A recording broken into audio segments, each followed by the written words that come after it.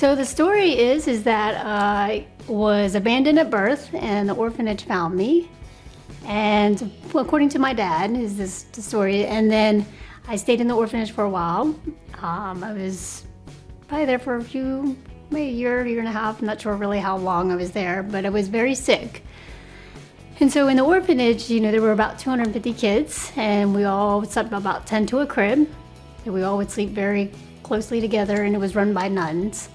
And I also was cared for by the older children. And we would have very minimal to eat, very little health care. And being sick and in the orphanage, one of the ways that they manage that is if you're sick, they put you in a back room and wait overnight. And then if you survive the night, then they could treat the children. So do you think all these orphans were in Vietnam because of the war? Yeah. And is that maybe why you think your parents might have left you, to give you a chance of surviving? We think that they were both. They were afraid for their lives and their family and had to escape. And she was pregnant with me. I was not born in a hospital. I don't have a birth certificate.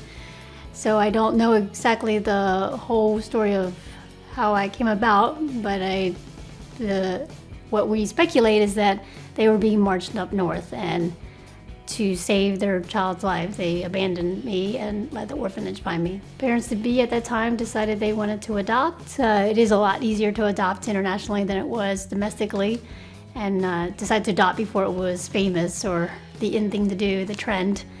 And he came to the orphanage and wanted, as he called it, a pure Vietnamese, someone who, because Amerasians were outcasted in Vietnam.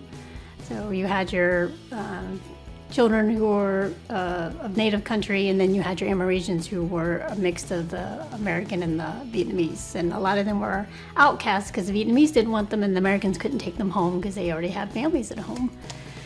So when he came to the orphanage, he really wanted somebody, a little girl, they said. The reason why he chose little girl is because he said that it would be more accepting into the family than a boy. And he searched the orphanage, and him and I connected, and it's kind of like, I call it a baby fight club. Yeah. I stood on top of all the other babies, and I was like, I win. And so he chose me, and I was very sick at that time, so he took me over back to the Army base and got me medical treatment, the much needed medical treatment I need. I was very malnourished, looked very distended belly, and also had what they think is polio. They've never really truly diagnosed it, but they feel it was polio. So I have a whole right side discrepancy on the right, and also was diagnosed with rheumatic fever and the measles. You told me he got injured. Mm-hmm. What had happened to him? So the story goes is that he was being in a mission and was being lifted up into the helicopter and got shot, and a bullet grazed his eye, and then some other injuries. And so he had to be shipped back to the States to be cared for.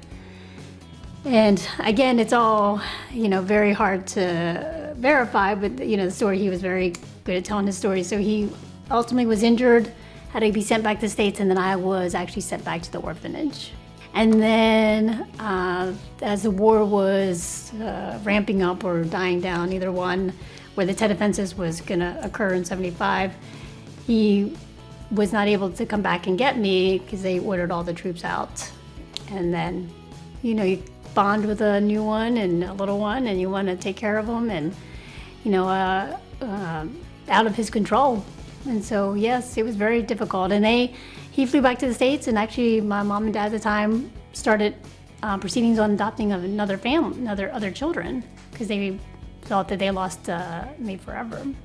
So the social worker who was working with my dad, they were doing, right before Operation Baby Lift, she was working with the International Adoption Agency and knew that I was wanted by one of the Americans, wanted to be adopted. And so when they did the airlift right before Operation Baby Lift, they somehow got me on the plane, on a big C5 plane, and they flew me to what my parents said was a New York airport, and then asked, if you still want to adopt Christina, or Tan Tan Nguyen is my Vietnamese name, which I kept as my middle name, Tan Tan.